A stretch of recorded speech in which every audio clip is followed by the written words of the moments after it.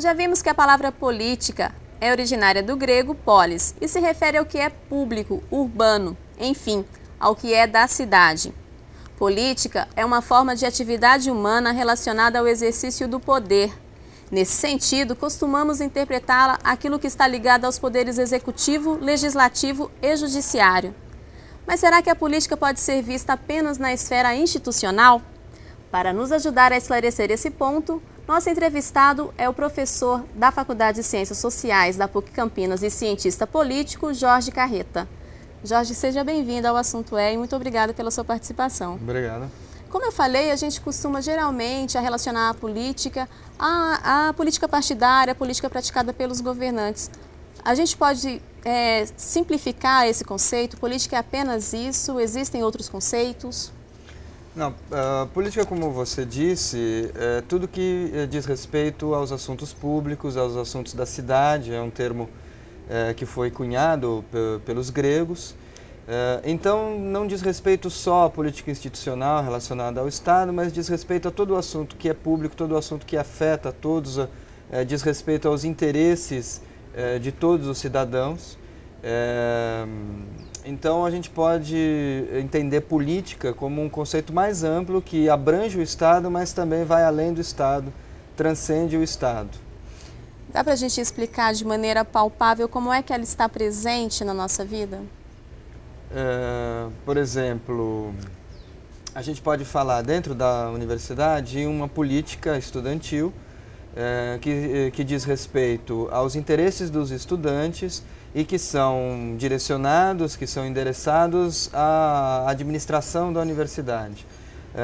Então, este é um conceito de política que não está ligado necessariamente ao Estado, mas está ligado à ideia de interesses de um determinado grupo, de um determinado segmento, e este grupo tenta valer esses interesses, tenta negociar esses interesses com outro grupo.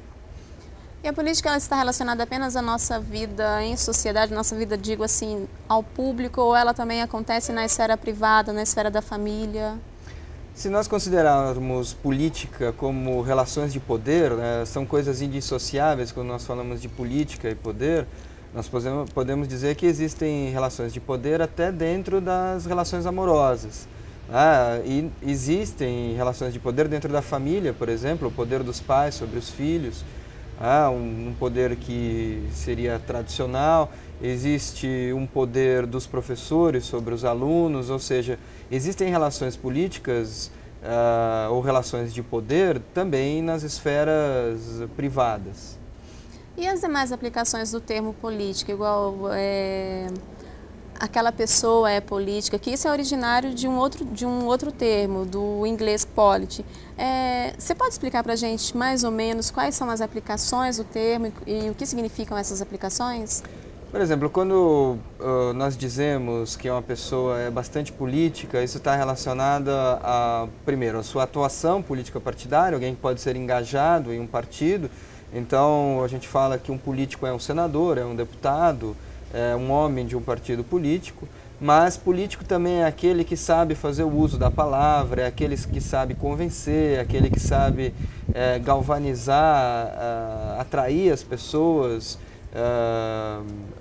para si, para a sua causa. E política também pode ser usada num sentido pejorativo, né? Quando nós ouvimos que uma greve é política, o que isso significa? Quando uma greve é dita política, parece que existem interesses escusos, interesses não revelados por trás disso. Quando alguém fala que uma greve é política, em geral, ele está tentando dizer que a greve é partidária, ou ela esconde interesses de um determinado partido e não interesses da classe operária que faz essa greve.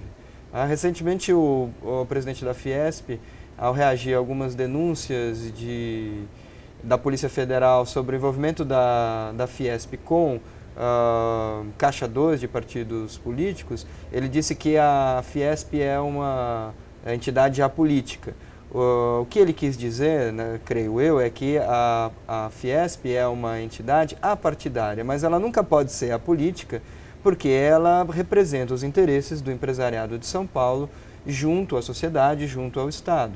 Assim como a própria igreja, que, embora cuide de assuntos que são espirituais, assuntos religiosos, ela também se posiciona politicamente, como a CNBB, que já externou a sua opinião muitas vezes sobre a política econômica, sobre a política de juros, sobre a desigualdade, sobre questões que são próprias da esfera política.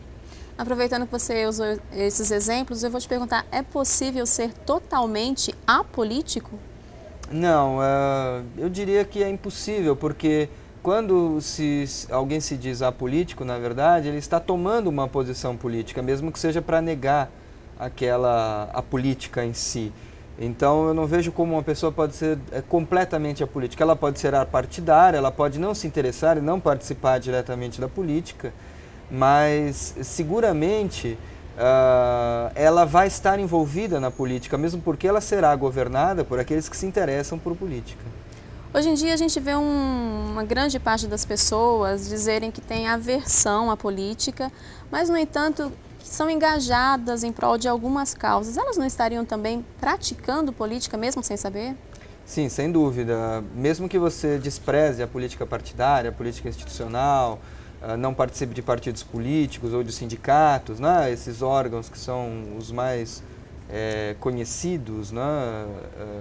Os órgãos políticos mais conhecidos, mas você se engaja, por exemplo, numa causa em defesa da vida selvagem, da vida natural, enfim, causas ecológicas, não há como não ser também uma causa política, porque essas entidades que defendem a vida selvagem, por exemplo, elas se dirigem ao Estado, elas têm como um dos seus interlocutores o Estado.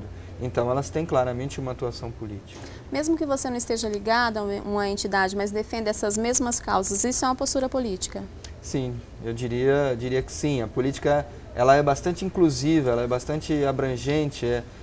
Alguém que para estar completamente fora da política, teria que estar completamente fora da própria vida social. E isso é impossível, a não ser que seja um ermitão, alguém que viva apartado da sociedade.